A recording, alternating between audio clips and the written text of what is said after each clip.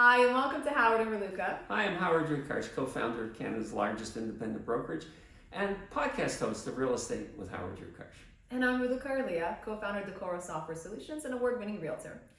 What we're actually going to do now, we have a segment on pre-construction, and a lot of people are trying to invest right now in the market, so we thought we'd touch base on a few of the clauses and terms and everything of the sort. So you have a question? Yeah, I do. This is a question a lot of people don't really understand when they're purchasing pre-construction. What are assignments in pre-construction, and what's the right to rent? So an assignment and a right to rent in your contract is incredibly important.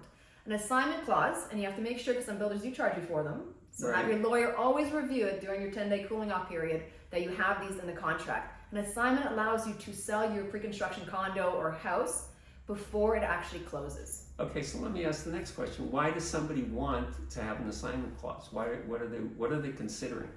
Well, you want to have as many options as possible. What if the market changes and the interest rates go high and you can't afford it, you can't get a mortgage for it at this point? What if you have children and you don't want to be living in a one-bedroom condo anymore? You want to have the option, because pre-construction can take 3, 4, 5, 6, 7 years sometimes to build. So during this time, you can just sell it from paper. It doesn't even have to be built at any time. So you want to be able to sign that. And now the right to lease, this happens during the occupancy period. So the way it works is you have your occupancy period, which you get the keys released to you, but you don't actually have your final closing. So the title is not released to you, and we'll get down to an episode as well. Okay. And during this period, if you don't have the option of leasing, you legally cannot rent it to anybody. So if you're an investor, you're going to be sitting with a condo or a house for sometimes up to a year until the final closing and not be able to legally rent it. And my understanding with these options is quite often the developers ask the buyer to pay to have these options in the contract. Is that right? They do. I mean, I've seen them go up as high as $2,500 for an assignment clause. At this moment, due to the way the pre-construction industry is going, a lot of these things are being thrown in. So you actually see it advertised. We are allowing you to do this. So make sure that's in there. Make sure your lawyer catches that you have those two clauses in there. Yeah, and I think timing's everything on these things.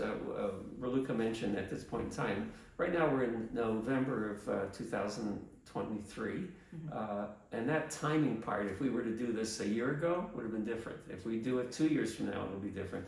So timing on pre-construction, and the competition right now, and you brought that a good point up, competition to get sales, there's so many units coming on the market, is that the developers are offering inducements of all types. Lots of incentives are being offered right now. But those are the two most important. I would not purchase myself without those two in there. Okay.